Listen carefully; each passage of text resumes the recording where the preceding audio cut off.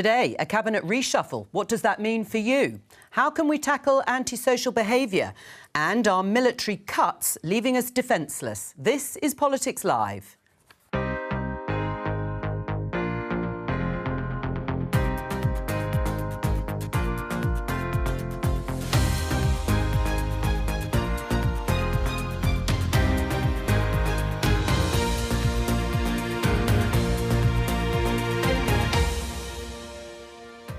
With me today, Conservative MP Catherine Fletcher, SNP MP Dave Dugan, journalist and author Paul Mason and Alex Phillips, former Brexit Party MEP and now with the Reform UK Party.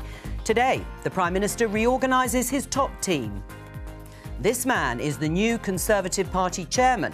We'll have the latest from our correspondent.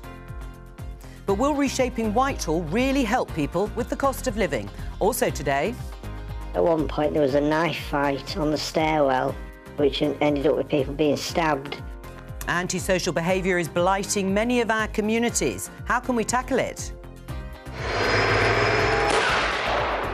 Britain is sending tanks and artillery to Ukraine, but is that harming our own defences? We sent 30 big artillery guns, but there is no order in place to replace them. 30 years of gradually building, till we get independence over 50% and then throw it away. Has the row over the SNP's gender reform plans damaged the campaign for Scottish independence?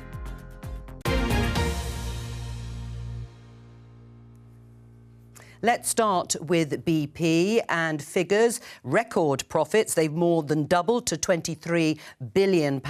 We reported last week too about Shell. You can see this headline here. We'll talk about that particular note in a moment. BP scales back climate targets as profits hit record. My opening question, though, to the panel is, does it matter, Catherine, that they've got record profits? It matters. I mean, they're eye-watering sums, and it matters hugely because it's a function of what's been going on in Eastern Europe and with Putin's use of fossil fuels.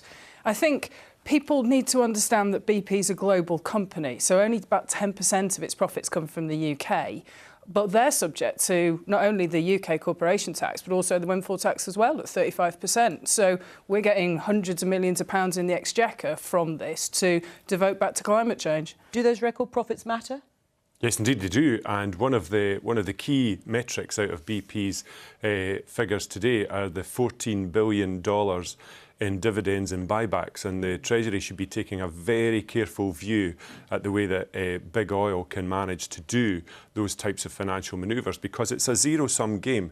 The crisis in domestic and commercial energy bills is the same cost that's manifesting itself in profits, not directly with exactly the same energy companies, but the overall enterprise. The massive profits are a consequence of the massive costs, and government needs to get a grip. So would you like to see more taxes levied against oil and gas companies? Particularly on the share buybacks, which is a particular feature of energy enterprise, and it's even if it's time-bound, it's time for a look at that to make sure that the Exchequer gets access to those funds to the benefit of not just domestic energy users, but also businesses who are facing real challenges. There's a difficult juxtaposition, isn't there, with soaring energy bills for people here and in other parts of Europe. Catherine's point that they are profiteering out of a war, does it matter? I'm not sure that's exactly what you said, but I would say it. They are. And of course, they get hit with a windfall tax. They pay corporation tax above the normal rate. It's a high windfall tax. But, hey presto, in the years between 2015 and 2021, neither BP nor Shell really paid tax. They had tax-negative positions.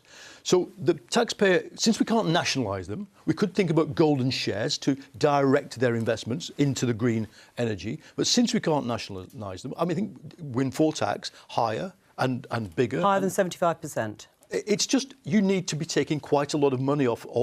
It's a windfall. Of course it will go away if, we hope, the Ukraine war one day goes away. Alex, in terms of that headline, that they're scaling back their investment in green energy, that was the sort of quid pro quo. That was supposed to be exactly the trigger to stop them having to pay the windfall tax. I think my problem with the whole setup of the energy market, if you could call it that, is the level of intervention that's gone on, which has actually left the consumer and the taxpayer carrying a lot of the burden and never getting any of the perks. And actually that balance should be shifted back to the big energy companies themselves. They should have been told, you know, you've got to stick to 2021 prices when you're selling to the suppliers. If they had done that, there'd be no need for the windfall tax. And frankly, as terrible as the optics are, creating a model for windfall taxes, I think, sets a very dangerous precedent. All right, we're going to talk about the reshuffle. It was expected. It has unfolded this morning. We're going to talk to the BBC's chief political correspondent in Downing Street, Nick Eardley. There he is, with the famous black door opening and shutting behind him, as it has over the last few hours. But first of all, let me just give you the headlines. They're not new faces. There's been a sort of reshuffle, literally, of the decks. Here, Greg Hands is now the Conservative Party chairman. Big gap, replacing Nadeem Zahawi, who was sacked. Grant Shapps is now Energy Security and Net Zero Secretary because the business department has been split up into three. Michelle Donnellan goes from being the Culture, Media and Sports Secretary to the Science, Innovation and Technology Secretary, and Kemi Badenoch, who was Trade Secretary, is now Business and Trade Secretary. Lucy Fraser comes in as the Culture, Media and Sport Secretary. Nick Eardley, your thoughts and comments on this reshuffle? Hi, Joe. It feels a bit like classic Sunak, doesn't it? There was the bit that was forced. He's brought in a safe pair of hands as Tory chairman, pardon the pun. And then he's moved about a lot of government departments, a few tweaks to the machinery of government. I think it's about trying to say to us all, look, these are my strategic priorities, trying to maintain some energy security, trying to make things like science and technology a key part of the economic plan. But here's the question, is it going to be enough to capture the political imagination? So often we stand here in Downing Street on reshuffle day and there's some big drama, some new faces coming in to try and spice up the team. I suppose it's a bit early for Rishi Sunak to be doing that, but the big fear that some Tory MPs have had over the past few months since he took over is that there's a lack of big political narrative, a big vision to sell to the country, particularly with the local elections coming up in May.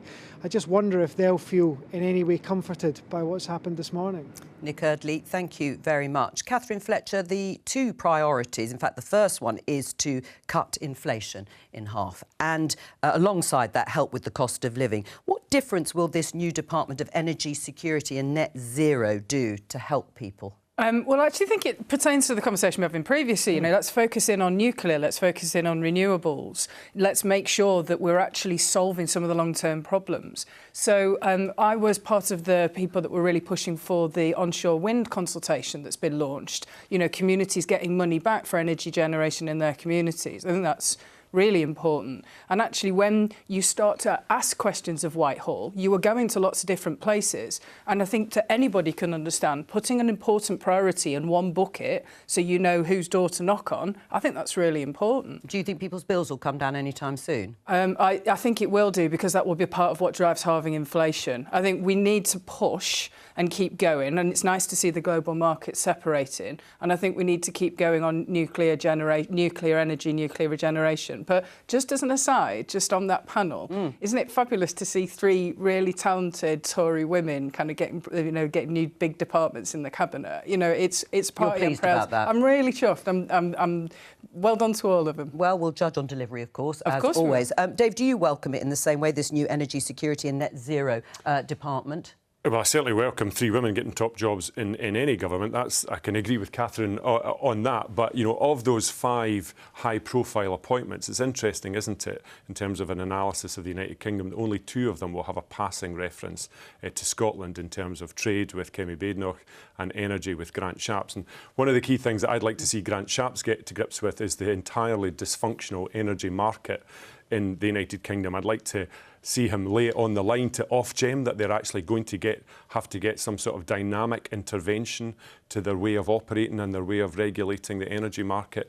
The absolutely unjust surcharges that energy generators in Scotland have to pay compared with energy generators in the south of England is holding back the transition to net zero. I think Dave's got a really good point there. I mean, sorting out the national grid and allowing new connections to come on, either it be a more coordinated way from offshore wind or onshore wind, that's really important. You know, we've got projects reporting grid slots that can't happen until 2032. Putting a focus on that ultimately brings down inflation, brings down bills and solves energy security for us. Right. Is it going to bring down bills for people? It's amazing, isn't it? You've only been in power 13 years to discover the fact that the energy market's dysfunctional. Grant Shapps has one job now, and that concerns both people's bills and the security of the country. And that is to deploy nuclear, wind and solar power as rapidly as possible. But to do that, the Conservatives are going to have to rip up the planning system. This 7-year wait for joining the national grid isn't just because the national grid is inefficient, although it may be. It's the fact that you have to build the transformers, and as soon as you put your transformer or your big cable planning application in, I think the average for that is something like 11 years. I agree. It's your party, I'm afraid, in rural England that is the big driver of objections to the planning system. So I think we need to I agree. revolutionise I think the planning we need system. to separate housing planning from infrastructure Absolutely. planning. This is not government policy. This is me riffing, but I genuinely believe it's one of the biggest constrictions on growth. I think you're right, but I would say that I don't think tying it to local communities. Community consent is key here, and that's what's powerful about the onshore wind consultation. What about net zero? I mean, it says energy security and net zero, Secretary. There might be people watching who think maybe my bills are going to go up.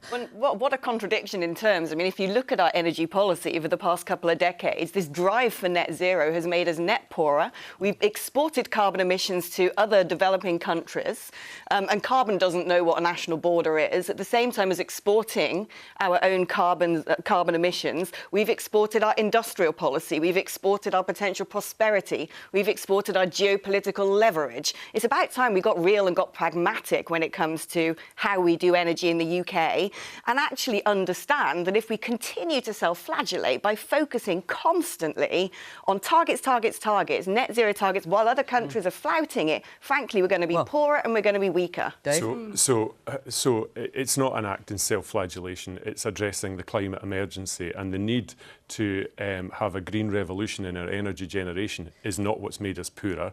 Leaving the European Union and the single market is what's made us poorer. Slamming the door on free movement of people is what's made us poorer and what's made our services go into a critical state of under-supply of labour. So, the idea, and incidentally, Kat, I would gently push back on nuclear being the answer. It has enormous capital costs up front, and it's actually extremely high carbon in its construction. I think nuclear is a big part of net zero. Nuclear is a big part of green jobs and skills and tech. So tell people in Moorside or Sellafield or Springfield or Anglesey or Traws-Finnith or Wilver that net zero nuclear isn't a jobs provider and a skills provider, and I think that's scoff. But do you think there's any chance of the Scottish Government changing its policy on nuclear? Because to me it seems insane that there's a UK domestic capability there that can really generate and lower people's bills, and you guys are opposed to it. I genuinely think there's no evidence that nuclear energy has lowered people's bills. When it came to pass in the 1950s and 60s, we were told, or I wasn't, but older people were told that it would be too cheap to meter. Well, that never came to pass, and that doesn't include the decommissioning costs, which are eye-watering. To be fair, my father's worked in that industry. And where does the waste go? Drig. A hole in the ground. But it's a sophisticated facility. But why would you not want clean baseload energy to help bring people's bills down? And we'll do that with hydrogen and pumped storage. I mean, when we see hydrogen, I'm a supporter of hydrogen, but when we see it work, when it's there at scale, there's a big project in northwest England. I went to COP26 fantastic, isn't it? to try and sell that to people there. But with the best will in the world, it'll take some time. I think look, there's a consensus. There's a consensus in Westminster around nuclear, nuclear, wind, we should do some more onshore wind, and solar. And solar is the cheapest energy, and it does two things for the people you're trying to appeal to here. And I'm glad this politics is more or less dead. The kind of politics of, well, it is, the politics of climate. Dead? Yes, the politics of climate denial. I wasn't talking about climate denial. I'm talking about geopolitical practicality and pragmatism. It's the cheapest energy in the world. When the sun shines. Solar. When the sun shines, you do need a base load of something. You need a base load of nuclear, you need wind, you need solar. Paul, just on solar panels, sorry, Joe. No. I think Alex does have a point in that I think 85% or 90% of the solar panel manufacturing capability is still in China. Right. Fine, let's make some here. So I think I don't think there's a silver bullet to this, and actually there are some innovative companies in Lancashire that are having a look at that. But we need to be strategic about how we bring this onshore manufacturing back. And how do they feel about the Conservative government and Conservative ministers continually harping on about banning the development of solar on low-grade farmland? No, high-grade farmland. Sorry, it's look, 3B. Do you want to ban solar panels on 3B land? Because if you do, that'll kill the solar energy. I'll tell you what I do want. I want solar panels on every Amazon warehouse. I want solar panels on every business unit. That's not an answer to the question. That's not where the developments are going to be. Well, it depends on what we need to happen, and you come back to community consent. Can I just ask, are you comfortable with oil and gas, new oil and gas licences being granted? So, for me, the operative word in net zero is net. The implication that we're going to not use oil or gas any time in the near future is not realistic. It's not a cogent point of view. Not use it, but new licences. When you accept that you are going to consume oil and gas in a net zero, within net zero parameters, it's very much better to make sure that the jobs and the revenue for that oil and gas is receipted as close to the source of consumption as possible, both for the environment and for fiscal reasons and employment opportunity reasons. And we must really ensure... Is that what your Green partners think as well? I can't speak for the Greens, and I'm not in the Scottish Government, but it's really important that Scotland's had more than its fair share of deindustrialisation in this union, and we cannot allow that to happen to the northeast of Scotland. But we should go full speed ahead with the green revolution. And incidentally, just to Paul's point, there isn't consensus about nuclear in the UK Parliament. There's consensus between English parties in the UK Parliament about nuclear. Fine. Let's build them in England. And what about the oil and gas licence? Do you accept Dave's point that actually there's got to be some sort of continuity until there's consistency when it comes to renewables? Absolutely. I think that's not the big problem facing Grant Shapps. The problem facing Grant Shapps is how do you unblock the planning system? Yes, let's forget housing. How do you unblock the infrastructure planning system? The biggest solar farm in this country is 70 megawatts in North Wales. We need 67 of them between now and 2030 to meet the government's own target. How do we do that when the average... I mean, the planning is a nightmare. So let's have some cross-party consensus about it. It's going to be hard. It's hard. Yes, for local communities. Sometimes their objections are sometimes overridden. But the planet is entering a chaos cycle. And we have to stop climate change. And I think the challenge for all of us as politicians, I was Alok Sharma's PPS. I had 2 weeks in a glamorous porter cabin in Glasgow and watching the world debate this. One, the UK is miles ahead of less of the countries. You would see people privately sidle up and go, how have you done it? But also the fact that we need to have a dynamic debate about solving it in multiple different ways and, crucially, not scaring people and telling them that we're going to take your gas boiler off you. We're not. I know you want to carry on talking about this particular subject. We'll come back to it on another programme because we're going to talk about something else, antisocial behaviour. And one story covered by the Politics South East reporter Marcella Whittingdale in Brighton, where residents were successful in addressing the issue on their estate. Let's have a look.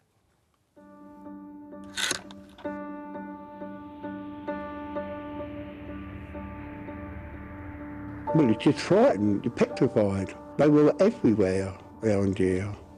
So brazen about it. It was at least sometimes 5, 6, 7 times a day. Drug dealing and antisocial behaviour has plagued the Craven Vale estate. Fights, break-ins and criminal damage left residents feeling threatened and unsafe, with some too frightened to leave their homes after dark. At one point, one of the flats nearby, it was a sort of a central meeting point for various drug gangs. And at one point there was a knife fight on the stairwell, which ended up with people being stabbed. When you're walking down the road, you're looking behind your back all the time.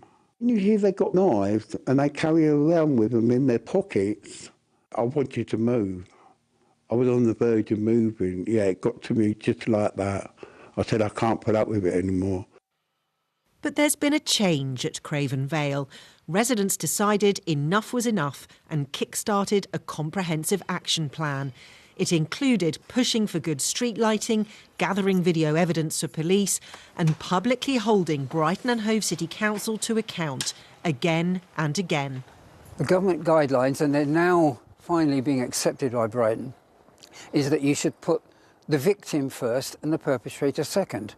But Brighton were doing it the other way around. Their aim was to keep that person in their flat rather than to protect the people around him. The final, not eviction or at least transfer away from this area only took place about 4 weeks ago. But already people are feeling much more relaxed, able to come out, walk their dogs without fear. And there has been quite a bit of fear around. The Tenants Association also works hard to bring residents together with a timetable of activities like the Tuesday Morning Cafe, a warm, safe space for a chat or for problems to be flagged up and passed on.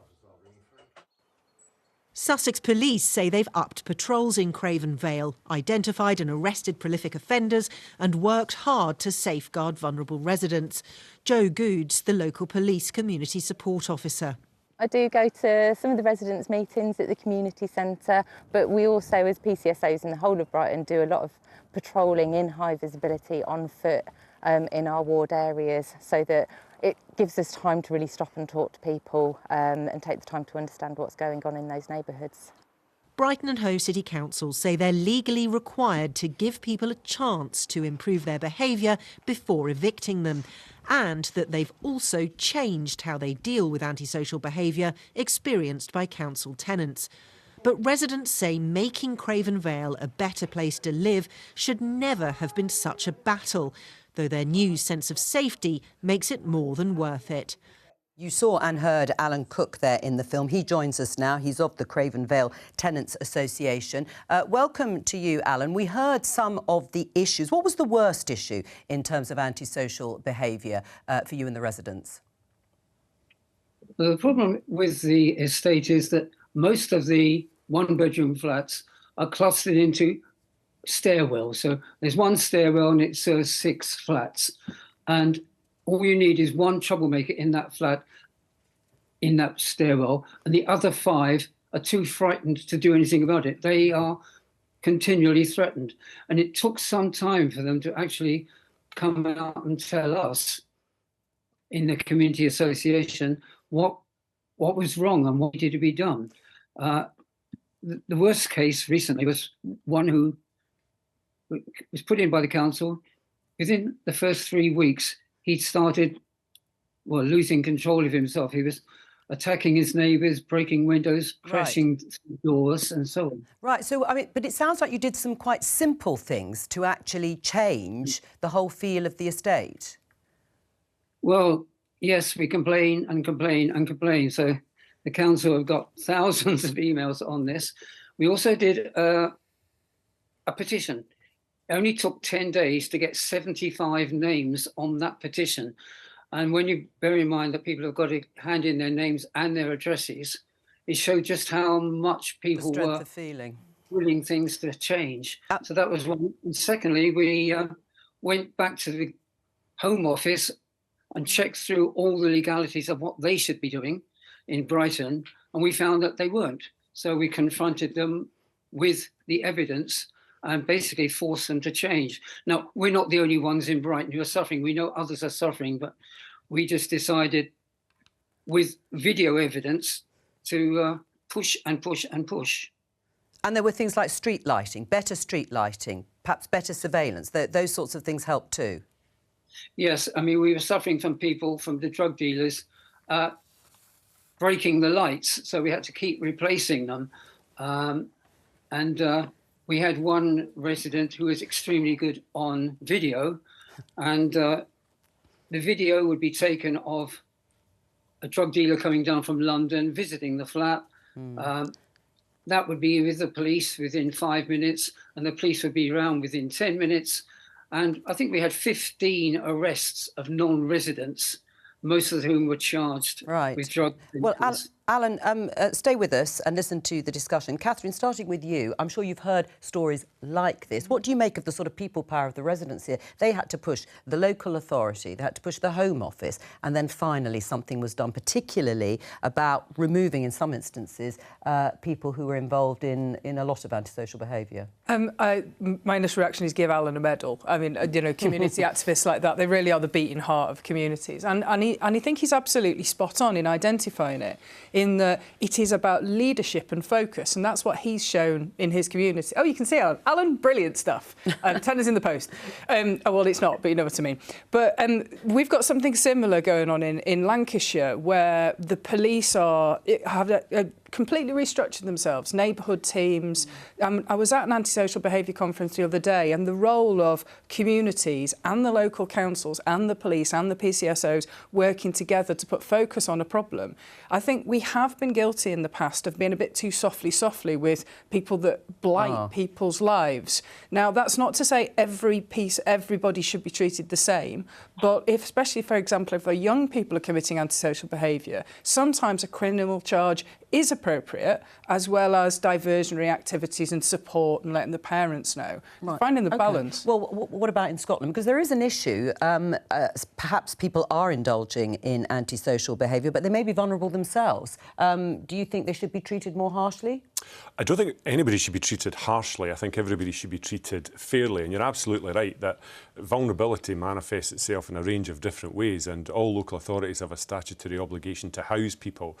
That's all fine and that's all good, but quite often it falls to people like Alan to highlight the actual compound consequences of what's happening, where somebody's been placed here or somebody's been placed there, on the actual welfare of other residents and tenants on the estate. And I think, I don't know what's happened in Brighton and Hove, but certainly before I came into Parliament, I was a local councillor as well, and we used to work very closely with community wardens who did a tremendous amount to make sure that people felt, first of all, reassured about behaviour that was sub-threshold but still wasn't very pleasant, and then made proper interventions when more serious behaviour was there to support residents. I mean, you'll remember the phrase, sorry to cut you off, that you'll remember the phrase, Paul, zero tolerance. I think Rudy Giuliani did it in New York, this idea that you tackle what is sort of low-lying or starts as low-lying antisocial behaviour but can develop. Is that still appropriate now in the way that Alan and his colleagues have done? I think this is a great example, and there's a report out today from the Conservative think tank, Onward, that basically says, if we call it levelling up, improving the lives of poor communities, and tackling antisocial behaviour can be really key to that. Now, what I think this shows is that there's two parts to the answer. There's the micro institutions that, like this community association that they run, like diverting police resources to what's called hotspot policing. There's that. But at the end of the day, some of these things are crimes. Carrying a knife is a crime. Intimidation is a crime. Breaking a street light is a crime. And we've had cuts in police numbers, and councils have lost it. I'm sorry, we've had cuts in police numbers, and we've had councils losing a quarter of their budget over the last decade. Since the Conservatives. No, I'm not saying it's society. Actually, in the Onward report, there's a very frightening uptick in antisocial behaviour and low-level crime at the end of the last decade, before lockdown. And that's something I don't think anybody in politics has got to the bottom of, because it can't be just austerity, it can't be just society. There's something going on, but there you see a sterling example of somebody actually doing something about it. But it is falling to Alan to do it. It's ridiculous. It shouldn't be falling to Alan. And I can explain what's at the bottom of all of this. Nature abhors a vacuum. And what we've had is horrific backlogs in our courts, which is meaning people aren't getting tried, they're not getting punished. We've seen policing rendered down to running around in rainbow costumes investigating mean tweets. They're not actually doing proper policing on the street. We've had this Americanization of public life where, as Alan pointed out, the perpetrator's rights are often put ahead of those of the victim.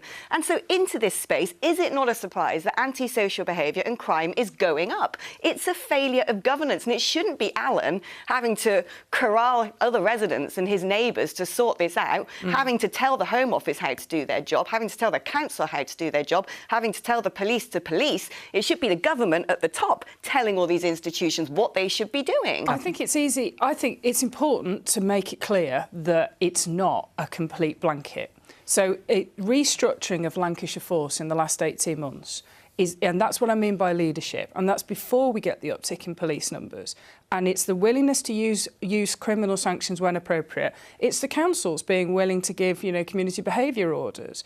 It's local residents being willing to speak out. And there's a job for government to make sure that policy and guidance comes through, but also to lay out the foundations. So the Safer Streets Fund that the government does, people like Alan across the country can apply for improved lighting and that kind of thing. It's doing all of those things. But anybody in the country wants to come and see what we're doing in Lancashire. It's making an enormous difference in Chorley and Leyland. It's genuinely But top. isn't that where you've got a chief of police who actually said, I only, go down on one knee for my wife or the Queen? We've got a wonderful chief constable, but the key bifurcation was when we got rid of the Labour PCC and got a Conservative Are you trying one. to say that anti-racism in the police force in some ways stops it from effectively policing? No, that is not what I'm trying to say. No, I'm not. That's not what I'm trying to say. And I think it's very clear what I'm trying to say, which is the focus of the police should be policing. As Alan said, we're in a situation now where we're more concerned with what people might consider, these woke activist issues than we are with actually going after perpetrators and punishing people. Taking the knee as an act of respect. Well, why were police taking the knee in what is, some sort of imported culture war from America? All right, I don't want to go off on a bit of a tangent, but you can make one final point, because I want to go back to Alan's laughing. I want to go back to Alan briefly. What do you make of what you have heard so far, particularly about whether it's up to you and residents or local authorities and the government to deal with this? Well, I accept several of the comments there. One thing, we weren't going for the Home Office. We were happy with the Home Office regulations. It was just that they weren't being followed in Brighton. Now, what was the other point? Leadership. Well, don't worry. If you can't remember, can you remember your last point? Sorry? Can you remember your other point? Well, it was something to do with down to us. We don't mind taking responsibility, but let's be honest, not every community is blessed with a group of people that we've got. They do need help from their councils. All right, Alan Cook, thank you very much. I'm glad you remembered that point. We're going to talk about defence. Here's the Daily Mail front page. It says, as fears grow, shrinking military will get no extra funding in budget. Generals and MPs warn that amid global crises, Britain will be left all but defenceless. The report also makes the point that we've donated a lot of military kit and equipment to Ukraine to help them fight the war with Russia. And that is a point that was made by the Shadow Defence Secretary, John Healey, to the BBC earlier. Let's have a listen. Alongside the 14 tanks that the government sent to Ukraine, which has our full support as a Labour Party, we sent 30 big artillery guns. That's a third of all of these guns that we've got in the British Army, and we've sent those guns, but there is no order in place to replace them. Are we defenceless, Catherine? Are there no plans to replace the military hardware we've sent to Ukraine? I believe it's in the process. I was with some of the defence contractors the other day, enormous employers and generators of skills in Lancashire. I won't name-check them, but I'm sure you can guess what they are. I think where we are now is we are leading, along with America, the response to Putin's aggression in Ukraine. We're sending them lots of stuff, and it's taking a bit of time to buy back and replace it. And to some extent, making sure that we buy the right stuff for future wars and having a proper think about it. Good. I think we need to. Would the SNP commit to replacing all the kit and equipment that has been used in Ukraine?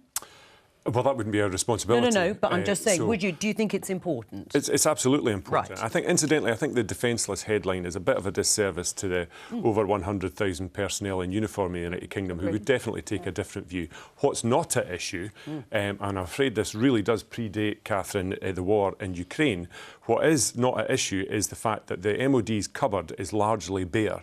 And when it came to donating relatively small amounts of massive capital equipment, an awful lot of ammunition to Ukraine, which has been used to extremely good effect, there is now very little left. But worse than that is the way that the MOD have systematically allowed the supply chain to atrophy over the last 20 years across both Labour and Conservative governments, so that when they knock on industry's door to say, can we have some more of these things. Industry says, well, I'm sorry, we're not tooled up to do that. We'll get back to you in 2 or 3 years. Now, industry is coordinating very productively with the Ministry of Defence, but there are definite lags here. And this, as I say, there's nothing about Ukraine that has caused the absolute catastrophe, 5 billion catastrophe in Ajax. There's nothing about Ukraine means that we've got half the F-35s that we should have. There's nothing about Ukraine that means an order for 3 E-7 Wedgetail I-Star planes is a pointless order. It should be at least 7. None of that's to do with Ukraine, and most of it is to do with the fact that the Treasury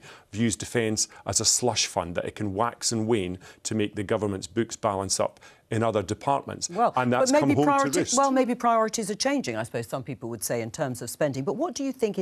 Are we defenceless? I mean, in the way Dave has just listed all the equipment that we are lacking or isn't going to be replaced, Labour want to boost that. They do, and I think we'll hear from John Healey later today about this. Defenceless, no, but our job inside NATO is absolutely critical. We are one of the 5 permanent members of the UN Security Council, one of the only 3 democracies on that Security Council. We've always been the leading military force in NATO in Europe. And you cannot do that unless you can commit serious, modernised, well-equipped forces to the task now, which is deterring Vladimir Putin from attacking any of our allies. Ben Wallace, the Defence Secretary, has made the talisman of conservatism, the idea of a modernised war-fighting division, 3 or 4 brigades, well-equipped. He said, no, we can't put it into the field by 2030 or at all. And what does that do? It's not just about soldiers having to use dodgy kit. It's about our own status within the one alliance on which our entire security as a nation depends. So I would say I'm free of front bench, backbench politics. I would like Labour to commit to the 3% that Liz Truss committed to. Yes, and she committed to it at the UN General Assembly, not in some backwood Tory meeting. Let's commit to it. Let's show that we mean business to the people who are threatening our security. How do you square that, though, with many of the members of the benches who were supporting Jeremy Corbyn's stance on NATO? I mean, that was an enormous threat to the alliance. Jeremy Corbyn never at any point wanted to pull out of NATO. I'm a member of the Labour Party. I supported him, but that's not the issue. We've got John Healey, Keir Starmer leading the Labour Party now. We are the most pro-NATO of the parties, as you'll see when your own independent. But would they commit that much? Do you think they will commit that much? Well, that's a battle. That's a battle for every party. Well, look, Paul's actually bang on here. When you look at what's been going on last week, a joint military operation between Russia, China, South Africa, we see that conventional warfare is alive and kicking. If we don't have manpower with the tools that they need to defend this country and defend our allies, and if the axis that is currently against the West, who's forming alliances, turn up on our doorstep, it is too late. The other thing I'm going to say is actually the UK is a leader when it comes to the defence sector. Every pound spent in R&D and defence in this country adds £7 to the British economy. It's a brilliant mass employer. We are huge innovators in this field, selling many weapons abroad as well, which gives us significant leverage on the global stage.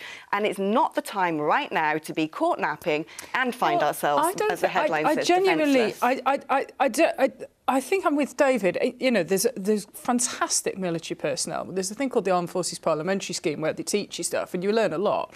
But the idea that we're stationary at the moment is not really there. We've signed a defence agreement with Japan around Tempest, which really is another massive double down of the innovation that's also there. 20 years away. It's also going to drive the technologies of the future.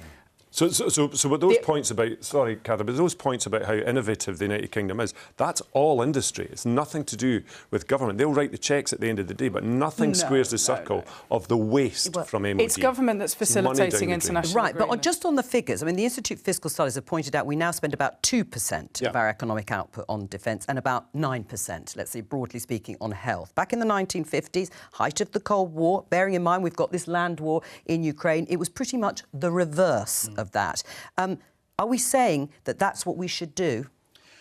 One important thing, before you even get to percentages, is what you mentioned, the so-called multiplier effect of public spending. One of the problems we have in this country is that Treasury doesn't accept like whichever Treasury, the Treasury as an institution doesn't like the idea of multiplier effects. It is sceptical about them. I think they exist. And in other words, you wouldn't have to talk about percentages if you could prove and do right industrial strategy with defence, making good all those things that you say about the defence contractors in your constituency and the ones we've got in Scotland, which are also excellent. They add growth, jobs, skills and social cohesion to every community they exist in. But the Treasury doesn't believe in that. I tell you what we can't ever say is that we could stand on our own in the 21st century. We have to have allies and partners around the NATO table, and I think it's important that everybody else reaches the 2%. Well, yeah, allies and partners, America are saying you need to spend more. And so do other NATO and allies. And I think the Ukraine war is that wake-up call. Collective defence is the point of NATO, but the challenge that the United Kingdom has in its chest beating, we spend the most in Europe on defence, is that Germany is committed to 2%, and that's 2% of a significantly larger economy, which puts the United Kingdom out in the cold. Right, you say it's a battle, just very briefly. Are you still wanting to become a Labour candidate? Yes, of course I am. Right, on that. Something completely different, a burn supper event in Dundee over the weekend.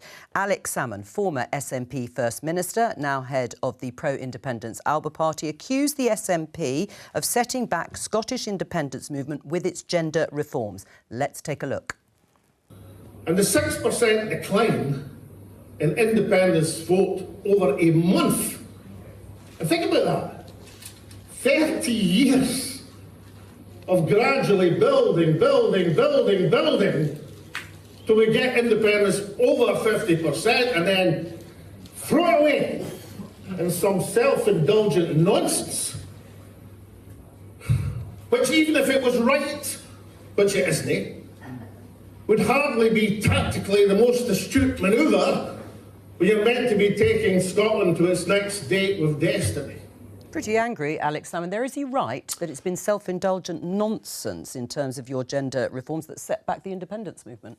No, I don't think he is right, and I can see why the Daily Telegraph wasted no time in putting it on the front page, because, of course, as a comment, it's not helpful to the independence movement. But you know, in terms of the GRR legislation passing, this is the gender reform. Gender recognition reform passing through the Scottish Parliament. That was positive rights-based legislation which sought and tried very hard to make sure that rights were balanced equally amongst different groups. Sure. It's been taken with and run with by people who have tried to fight their own battles using that as ammunition. But just to interject, because we haven't got masses of time, it did lead to, either directly or indirectly, or perhaps not related, to the First Minister's personal approval ratings dropping into negative territory pretty well for the first time in recent years, from +7 to -4, and support for independence falling from 53% to 47% among those expressing a view. So has Alex Salmond got a point? No, because polls come and go. And don't let's forget the core substance of what the dynamic is in Scotland is that the SNP have been in power now for 15 years and Nicola Sturgeon is still, despite what all the newspapers would have you believe, a tremendously popular politician. Not because people like her name or how she looks, but the people like the policies that her government delivers. All right, including the gender recognition reforms. Catherine? I thought the sound quality on Alex Salmond was better when he was on Russia Today, if I'm honest. I think the SNP spend the entire time talking about independence. Dave's right, they've been in power 15 years. They can't handle the basics. They're over-expending this year's budget. No, we balance our budget every year. Every year we balance our budget. You get more money per head. Is it 1.25 compared to what we get in England? Have you seen you can't balance that. And then you've had a catastrophic internal row about something that is not important to the Scottish people. The SNP need to deliver better education, drug reform, and need to... See, this is what happens with Tories. We get this in the chamber all the time. Your education is a mess. You have absolutely no evidence for that. And you've got far greater levels of social protection in Scotland. This myth that we are spending our way to difference... You're biting chunks out of each other about an act that we've had to block, which you had legal advice. You knew it was going to conflict with UK law. We had no choice. It conflicted with reserved powers. What does that do for the people of Scotland? Never mind the women in prisons it puts under threat. It's consistent with the Equalities Act, And also, you didn't have to block that act. You chose to block it. And will you change it? Will you Tory amend? posturing over devolution. Will you amend any of the reform bill that you've passed? Well, that remains to be seen. But would you like to do it? The bill is blocked now by the UK government as a function of being in the United Kingdom. So the bill is blocked by the fact Nicola Sturgeon's had to U-turn on it with specific cases of And threat. on this issue, which will no doubt continue while we're off air, thank you to all of my guests. But I will be back tomorrow with Prime Minister's questions from 11:15. Bye-bye.